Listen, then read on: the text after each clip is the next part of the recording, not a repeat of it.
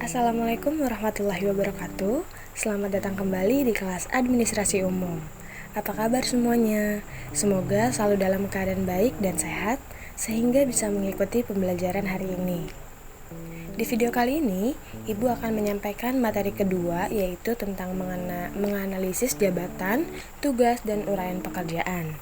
Nantinya dengan mempelajari bab ini, Ibu harap kalian dapat menguraikan pengertian organisasi, dapat menguraikan tujuan-tujuan organisasi, dan dapat mengidentifikasi prinsip-prinsip organisasi. Untuk submateri di video ini akan ada dua. Yang pertama ada pengertian organisasi, dan yang kedua ada jenis-jenis jabatan. Dan kita langsung saja ke pembahasannya ya. Enjoy to watching this video. Yang pertama akan kita bahas yaitu apa itu organisasi. Apa yang terlintas di pikiran kalian ketika mendengar kata organisasi? OSIS, pramuka, atau sekelompok orang? Nah, kata organisasi sendiri berasal dari bahasa Yunani, yakni organon atau alat. Dalam lingkup ilmu sosial, organisasi dipelajari sebagai objek penelitian oleh antara lain ilmu sosiologi, ekonomi, politik, psikologi, antropologi, sejarah, dan manajemen. Secara konseptual, terdapat dua pengertian yang berbeda untuk istilah organisasi atau organization dalam bahasa Inggris.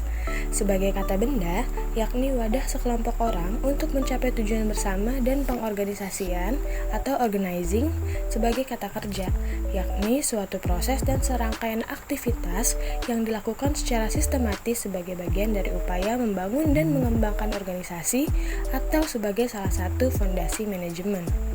Berikut ini ada pengertian organisasi menurut para ahli. Menurut James, organisasi ialah bentuk setiap perserikatan manusia untuk mencapai suatu tujuan bersama.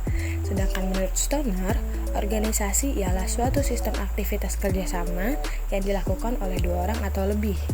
Sehingga dapat disimpulkan bahwa organisasi adalah suatu sistem atau wadah aktivitas kerjasama antara dua orang atau lebih yang di dalamnya terdapat satu misi, yaitu untuk mencapai tujuan bersama. Selanjutnya, apa itu jabatan? Seperti apa jabatan itu? Apakah seperti kepala sekolah, guru, ketua jurusan? Sebelum kita bahas itu, kita harus tahu terlebih dahulu nih, apa pengertian dari jabatan itu sendiri. Jabatan adalah kedudukan pegawai yang ada dalam struktur organisasi dan mampu atau mempunyai kemampuan pengetahuan, keterampilan, dan sikap yang bertanggung jawab dengan fungsi yang spesifik. Jadi ketika seseorang sudah memiliki jabatan, berarti secara otomatis pula ia dianggap mampu, kompeten, dan bertanggung jawab pada kedudukan tersebut. Adapun jenis-jenis jabatan dibagi menjadi 5 jenis. Yang pertama itu ada kepala kantor atau pimpinan kantor atau disebut juga sebagai direktur kantor. Pimpinan kantor adalah orang yang membantu dan bertanggung jawab terhadap kelancaran aktivitas kantor secara keseluruhan, mengatur pembagian tugas pekerjaan personil, mengatur mekanisme kerja, dan perlengkapan kerja kantor sesuai kebutuhan.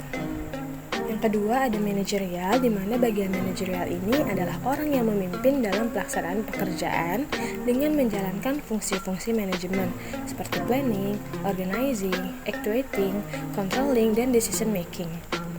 Nah, jabatan manajerial adalah jabatan yang memiliki bawahan atau staff, di mana contohnya ini seperti manajer yang membawahi para staff dan non-staff pelaksanaan. Misalnya manajer keuangan, pasti dia memiliki staff keuangan di bawahnya. Nah, kemudian yang ketiga ada staff atau pembantu ahli.